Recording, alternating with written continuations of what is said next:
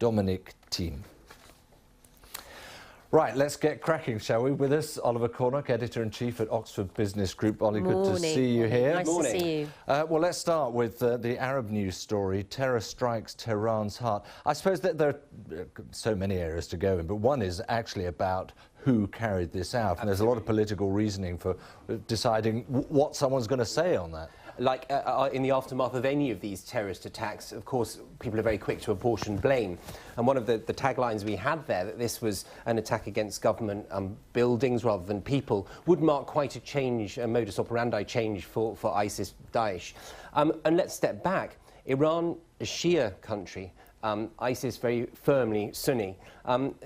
It's almost a surprise there hasn't been attack, sadly, before against Iran. So there are a number of angles. I think it's important to recognise that Arab News is a Saudi paper, a Saudi government paper in many ways. This editorial, terrorism is terrorism, even when it hits Iran. That's a real ouch, isn't it? It's a real ouch, but it also plays to the broader geopolitics of this situation, which is being brought out here. Who is behind this? The two dominant players in the region, Iran and Saudi Arabia. And of course that plays into our next story. But the ramifications of this could be quite serious.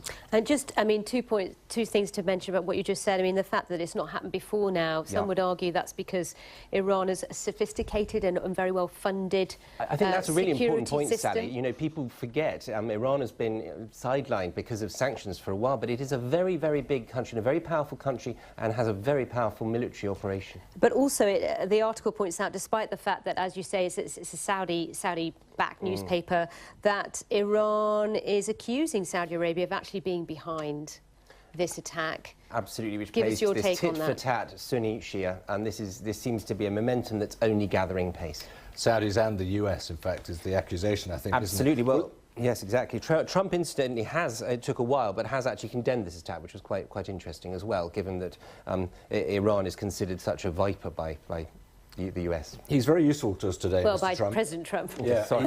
Mr. Trump liaises us beautifully into our next story, because he's also reportedly saying, you know, I'll step in and sort out the problems with Qatar. Absolutely. Well, is it going to get worse before it gets better? Well, many of us who look at this very closely, I was in Qatar last week, and there was, of course, no sign of this at the time. Many of the stories say that actually all of this has happened on the back of President Trump's visit to Saudi Arabia, and perhaps stoking some of that anti-Iran rhetoric that, of course, Trump has been so famous for. Interesting stories, all of them. Very important, though, for Qatar that this gets resolved quite soon. Qatar has overextended itself in the past. We had an incident like this in 2014, which was rather more smoothly resolved. This seems to be a little bit nastier.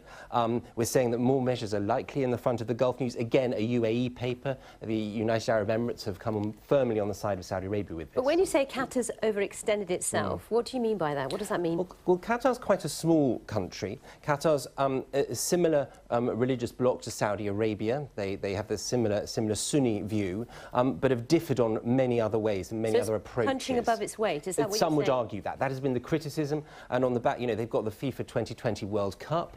They've punched well above their weight in terms of finance. They're probably one of the richest countries per capita in the world, if not per capita in the world. So they've got a lot of clout. They own half of London.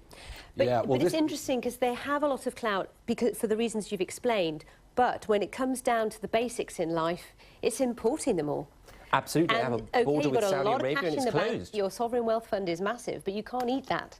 No, you cannot, and the food security and things like that are very, very important. Trade, getting that LPG that's funding all of this, funding all of the investment that's going to go towards creating these stadia is on the back of that, and if that's going to be more expensive, everything is going to be impacted. Markets have been impacted. Just really quickly, sorry, Ollie, before we move on, why is this all flared up now? Is it purely down to the fact that Saudi Arabia and others feel they have the backing of the US president?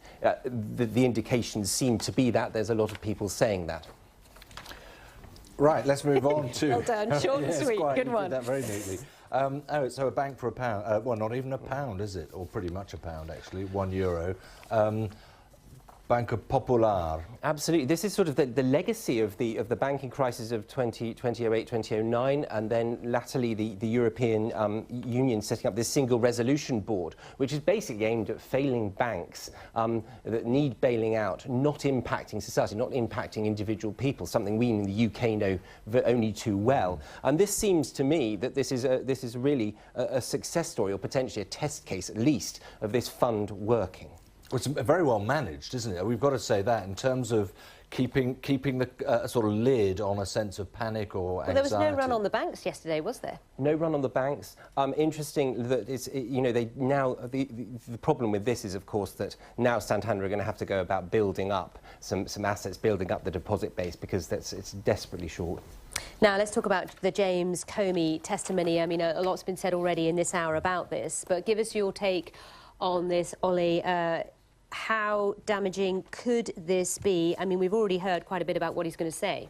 Absolutely, and it just seems yet one more bit of smoke, doesn't it, for Mr. Trump to deal with. And it's clear from his conversation here that he's asking him to let things go. He's desperate to move on from this story, and it just doesn't seem to be going away, does it? And it would seem to me that a number of people have testified saying, oh, we can't talk about this in this forum. It would be against national security. What's next? That's for me. What's next here? Well, I think what could be next is it's the question about, if you look at what Comey is saying Mr. Trump has asked of him, that is about an obstruction of justice, isn't it? Absolutely, and that keeps coming back, doesn't it? And that, I mean, let's be honest, that's huge, isn't it? Sure, that is the, I mean, we were speaking to David. Is it so huge, though, that we could look at an impeached president? Well, that's what I was going to say. It's not that huge, is it? Well, we keep getting Nixon reappearing in all the column inches. You know, this is certainly building a head of steam behind this, isn't it? And I mean, whether it's, sorry, briefly, Washington Post, obviously, New York Times, Absolutely. Obviously, but there's going to be no let-up, is there? So as soon as that word is out of the box, they're going to keep. And it's great for headlines. All they can. Nixon It's great for impeachment. headlines. Yeah, always works. Right, let's talk tennis, which is one of my favourite subjects, I have to say. More favourite than business, if I can say that on the telly. But Novak Djokovic out, defending champion Roland Garros in Paris. And the final set was over in 20 minutes, 6-love.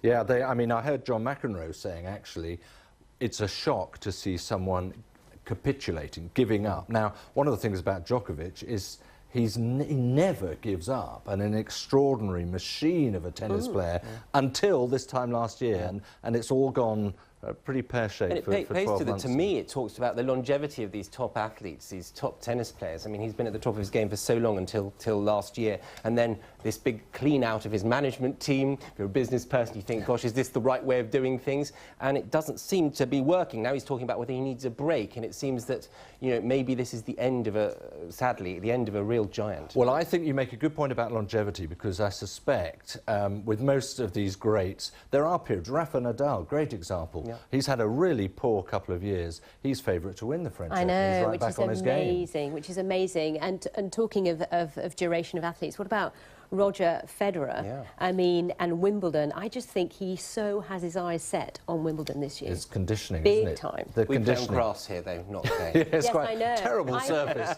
Nonetheless, there's a Scot who's doing very well on clay, Andy Murray. He's been out of form. He has played his way back into he's form. British, David. Did I say? Yes. Scots are still British, I think. Absolutely. I think as far as I thought. When they're Ollie, winning, they're British. We'll see how he gets on anyway. Thank you very much. Good Ollie, to see you. nice to see you. Thanks for your analysis. Good to see you too. Thanks for your